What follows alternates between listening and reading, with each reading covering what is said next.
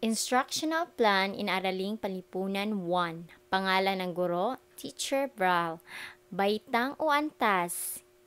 Unang baitang. Asignatura, Araling Panlipunan. Markahan, ikalawang markahan. Linggo, ikawalong linggo. Kasanayan sa pagkatuto, nakabubuo ng konklusyon tungkol sa mabuting pakikipag-ugnayan ng sariling pamilya sa iba pang pamilya sa lipunang Pilipino. AP1 PAM-2H-23. Nilalaman, pakikipagkapwa-tao.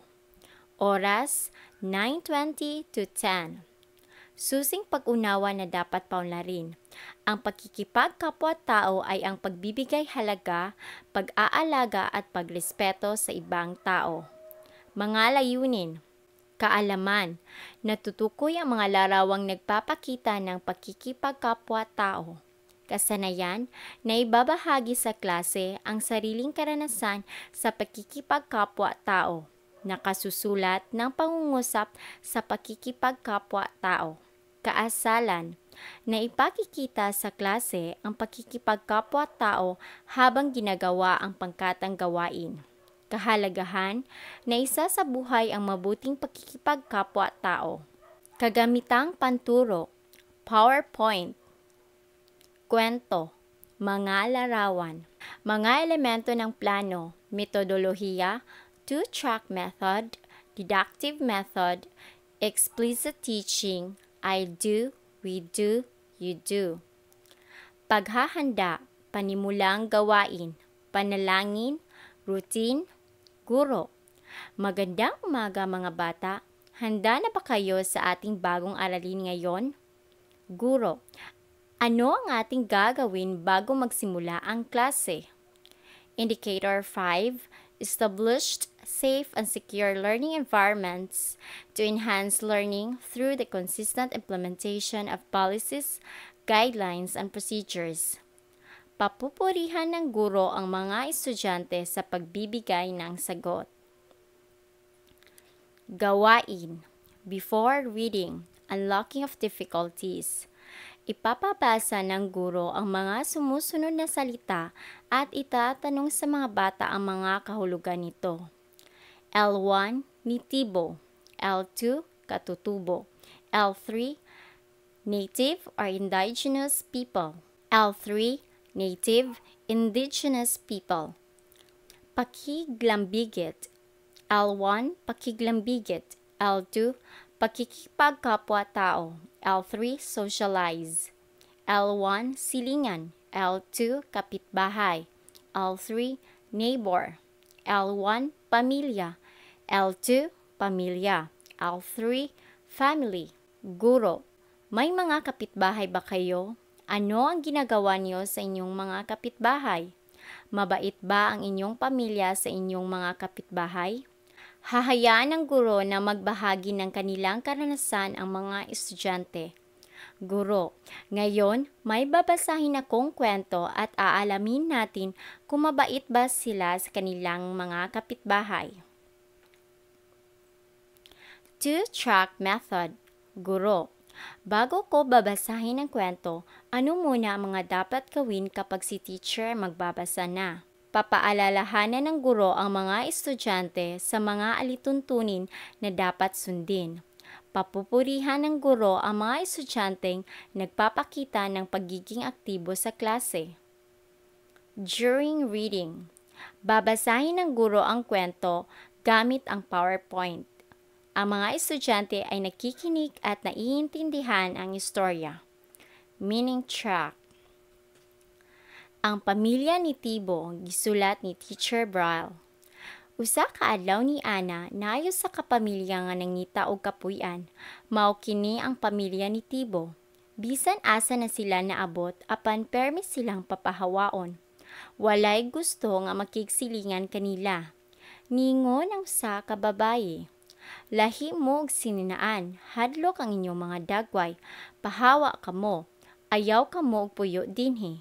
Sa pagkadungog sa pamilya ni Tibo niini, nipahawa na laman sila ug naghilak nga nagpadayon sa papangita og kapuy-an. Sa pag-abot nila sa laing baryo, nasugatan nila ang pamilya Pakiglambigit. Ug niingon ang pamilya ni Tibo nga mamahimo ba nga mupuyo sila sa ilang lugar. Sa walay duha-duha, gidawat ug ipapuyo sila sa pamilya Pakiglambigit. Maayo pod ang ilang pagtagad kanila. Wala ka ba mahalok namo sa among porma, sa among nawong, pangutana sa pamilya ni Tibo. Nitubag ang pamilya Pakiglambigit nga kitang tanan anak sa Ginoo, ug sukad karon managhigala na kita.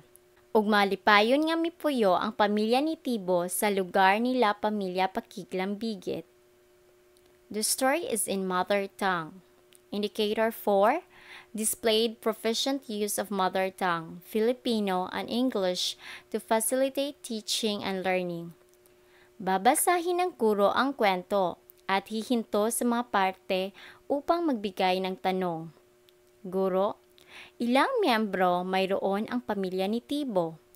Tama ba ang ginawa ng mga tao sa kanila? Bakit? Indicator 1. Apply knowledge of content within and across the curriculum teaching areas, math and ESP subjects. Indicator 2. Used arrange teaching strategies that enhance learner achievements in literacy and numeracy skills. Papalakpakan ng guro ang mga estudyanteng nakasagot ng tama. Bibigyan ng pagkakataon ng guro ang mga estudyante na magbasa sa ilang bahagi ng kwento. Developing pupils' reading skills. Indicator 2. Used arrange teaching strategies that enhance learner achievement in literacy and numeracy skills.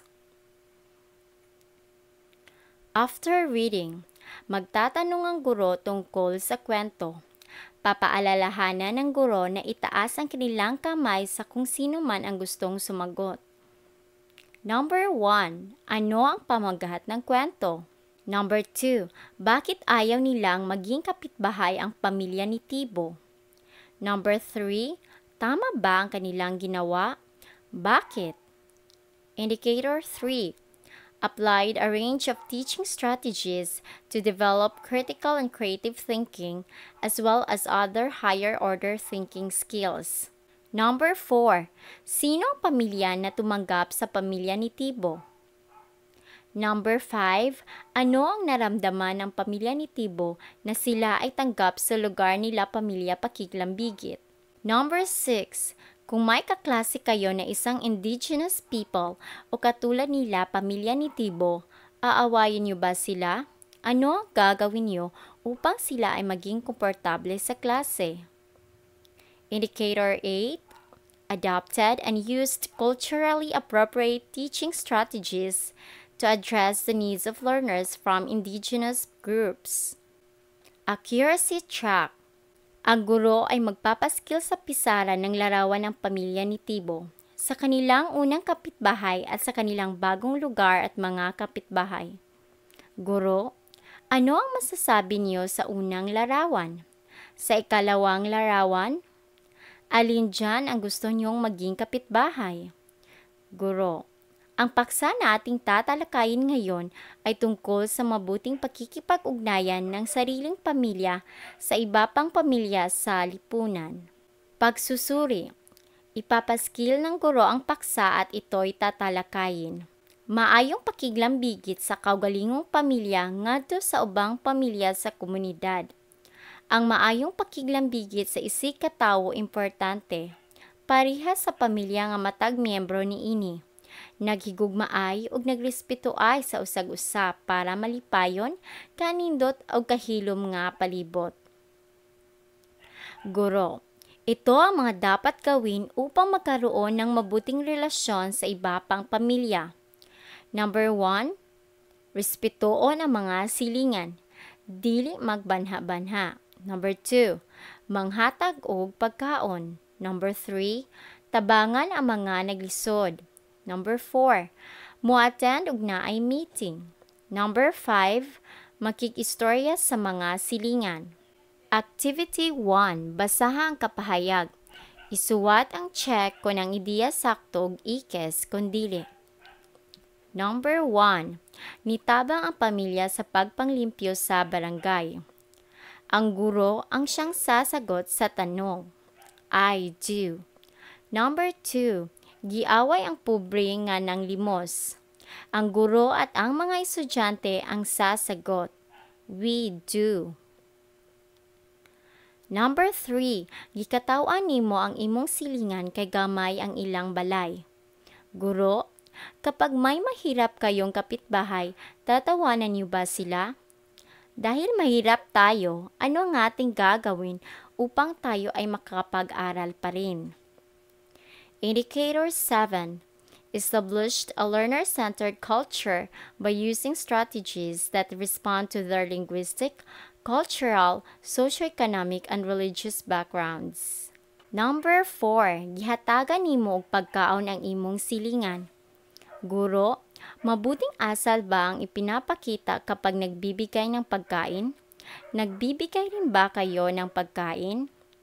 Indicator 7. Established a learner-centered culture by using strategies that respond to their linguistic, cultural, socioeconomic, and religious backgrounds. Ang mga estudyante ang sasagot, you do. Activity 2. Idibuho ang happy face kung nagpakita og maayong relasyon sa ubang pamilya ug sad face kung wala. Tatawagin ng guro ang mga estudyanteng hindi pa natawag. Indicator 6. Maintained learning environments that promote fairness, respect, and care to encourage learning. Activity 3. Sumulat ng pangungusap na nagpapakita ng pakikipagkapwa-tao. Wawastuhan ng guro ang maling na ibaybay ng mag-aaral at ito'y itatama. Indicator 9. Used strategies for providing timely, accurate, and constructive feedback to improve learner performance. Indicator 3. Applied a range of teaching strategies to develop critical and creative thinking as well as other higher-order thinking skills. Indicator 2. Used a range teaching strategies that enhance learner achievement in literacy and numeracy skills. Paglalahat, ano ang pakikipagkapwa-tao? Paano mo ito maipakikita? Ang guro ay magbibigay ng papuri sa mga bata sa pagsagot ng tama. Pagsasanay, paglalapat. Pangkatang gawain. Ang guro ay magbibigay ng rubrics. Hikayati ng guro na ang lahat ay magtutulungan habang ginagawa ang pangkatang gawain. Indicator 6. Maintained learning environments that promote fairness, respect, and care to encourage learning. Rubrics. Tamang sagot, 4/4. Pagtutulungan, 2. Natapos sa saktong oras, 2. 8 points. Indicator 5. Established safe and secure learning environments to enhance learning through the consistent implementation of policies, guidelines, and procedures. Unang pangkat, struggling and average learners. Iguhit ang happy face kung ang larawan ay nagpapakita ng pakikipagkapwa-tao at sad face naman kung hindi. Ikalawa at ikatlong pangkat, average and fast learners. Isulat ang check kung ang pahayag ay nagpapakita ng pakikipagkapwa-tao at ekes kung hindi. Number 1, pakikamigo sa mga silingan. Number 2, pagtinabangay sa paghinlo. Number 3, pagbanha-banha. Number 4, paghatag og pagkaon sa mga pobre. Ikaapat na pangkat, fast learners. Sumulat ng pangungusap na nagpapakita ng pakikipagkapwa-tao. Pagtataya, ang guro ay magbibigay ng activity sheet, pagkatapos ay wawastuhan ito ng guro at ibibigay ang tamang sagot. Indicator 9. Used strategies for providing timely, accurate, and constructive feedback to improve learner performance. Karagdagang gawain, pagpupuri. Gawin ang very good applause. Prepared by Teacher Bral, Grade 1 Advisor.